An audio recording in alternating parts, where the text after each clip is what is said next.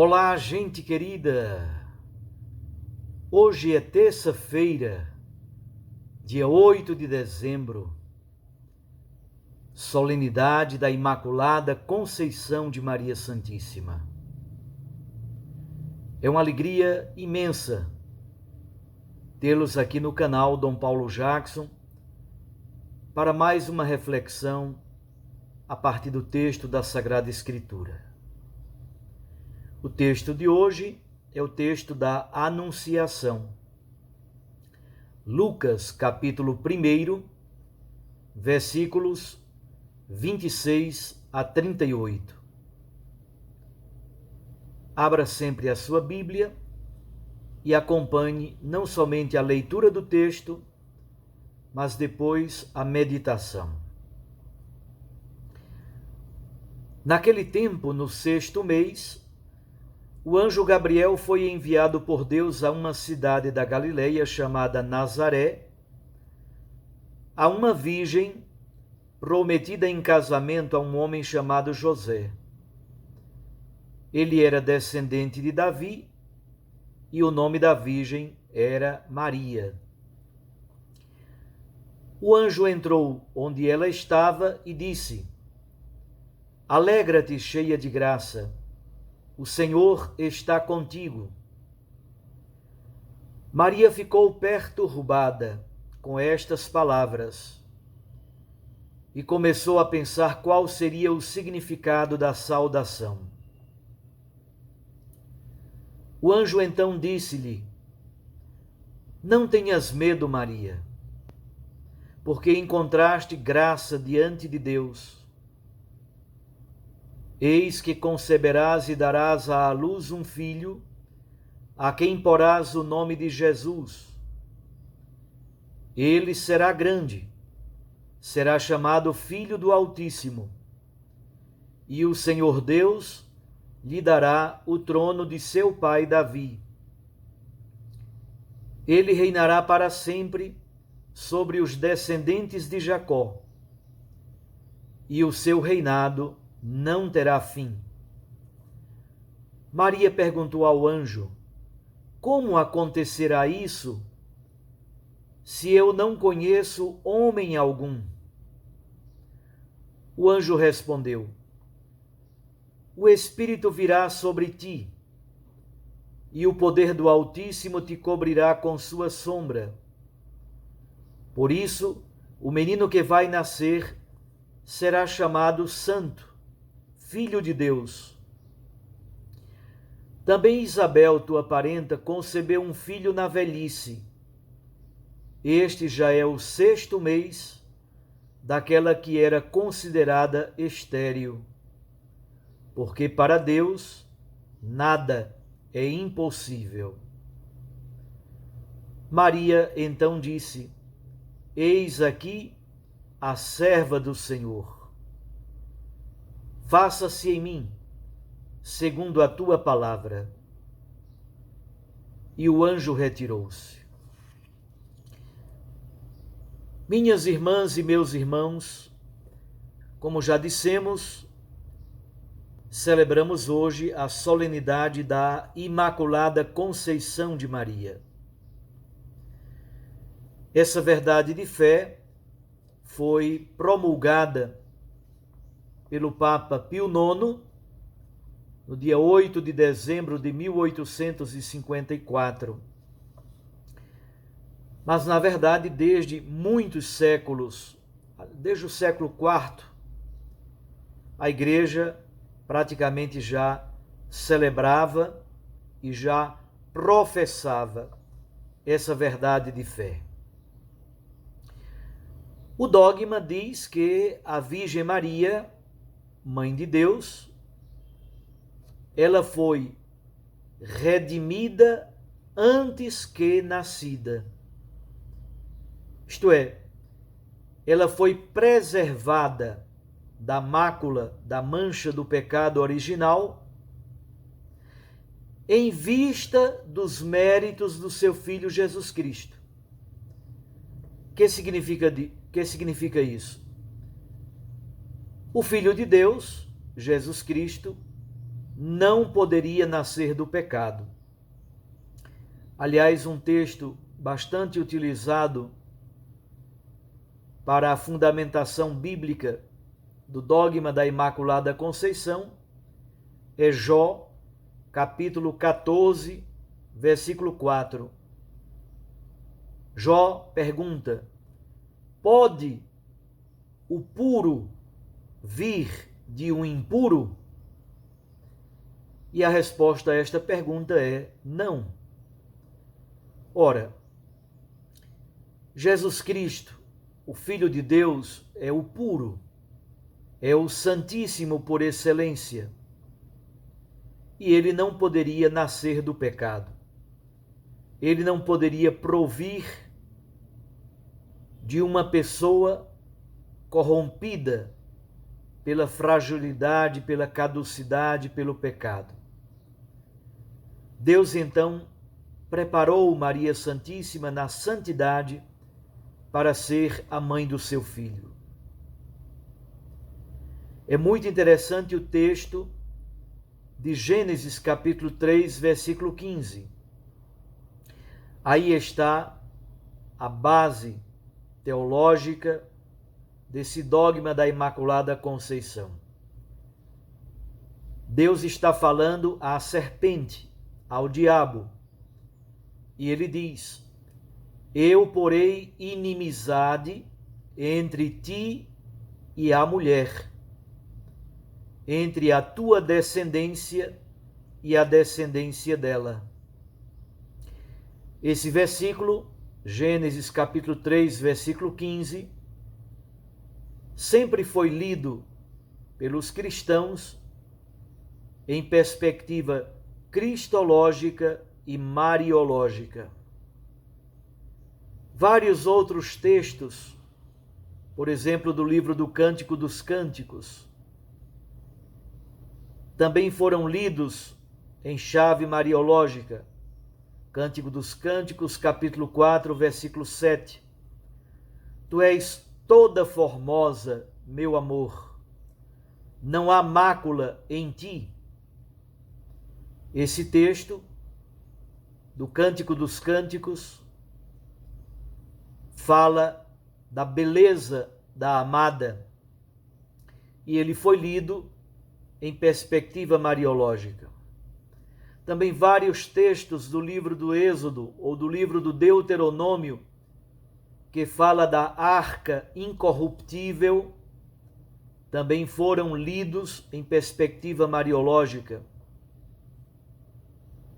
Mas a verdade de fé fundamentalmente foi amadurecida na celebração, na chamada Lex Orandi, e a Igreja professa no século XIX aquilo que sempre professou e celebrou. A Lex Orandi é Lex Credendi. Aquilo que a Igreja reza e celebra é aquilo que a Igreja professa como verdade de fé. O texto bíblico de hoje é o texto da Anunciação. É um relato de vocação. E como relato de vocação tem um esquema muito próprio. Mas eu gostaria de destacar dois elementos. Primeiro, a introdução, versículos 26 e 27. Estes dois versículos apresentam o contexto, o ambiente e os personagens. O ambiente é a Galileia. A Galileia está no norte de Israel, é uma região pequenina, periférica, dentro de uma região que já é periférica. A Palestina é uma região totalmente periférica na macroestrutura do Império Romano. Os personagens são três, muito especiais. Também a etimologia dos seus nomes é muito bonita. Primeiro personagem, Gabriel. o arcanjo Gabriel. A palavra Gabriel vem da raiz hebraica gibor, que significa valente, guerreiro, aquele que tem força, e El significa Deus.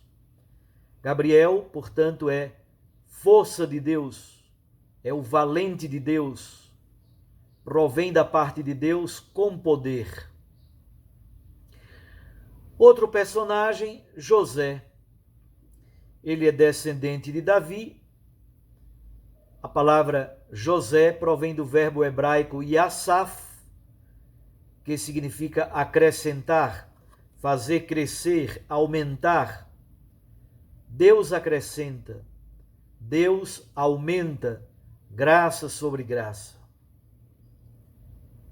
E, finalmente, a etimologia do nome Maria é a mais complexa.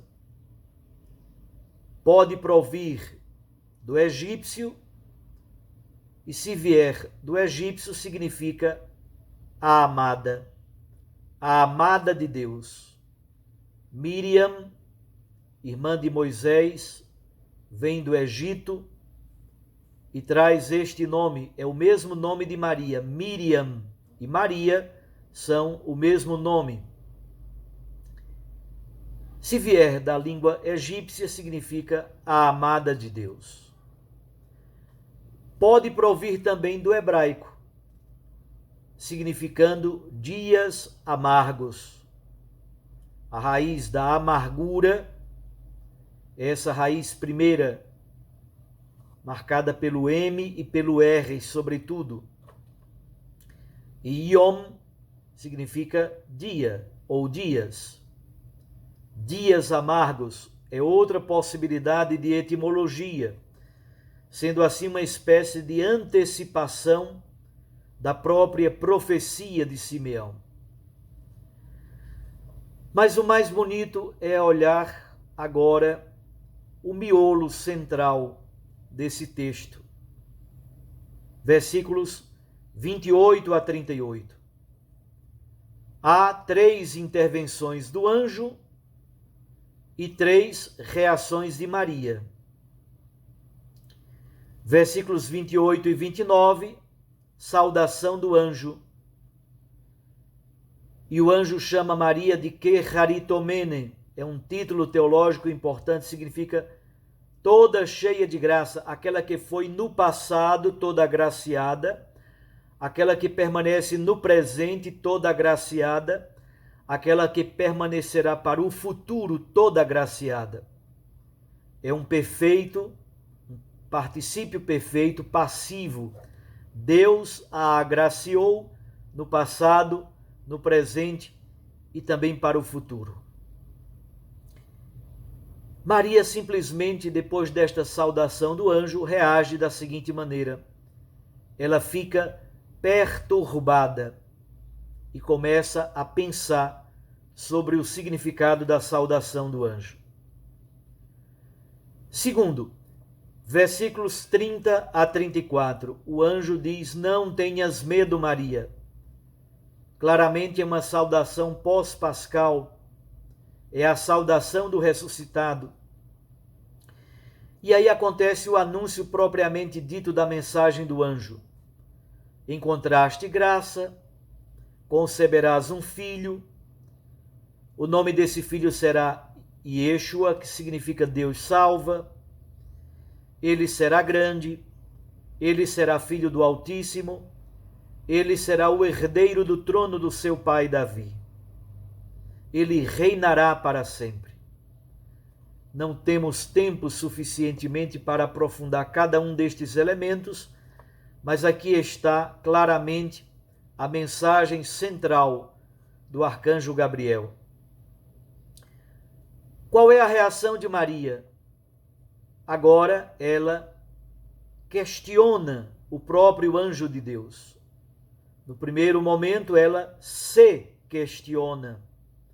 Agora ela questiona Deus. Como é que vai acontecer isso? Terceiro momento, versículos 35 a 38. o anjo então lhe fala sobre o como. O Espírito de Deus virá sobre ti. Maria se torna como que Shekinah de Deus. Deus cobre Maria com sua sombra. O poder do Altíssimo vem sobre ela. Por isso, o menino que vai nascer é santo, é filho de Deus. E quase sempre, num relato como esse, havia um sinal de que essa palavra era verdadeira.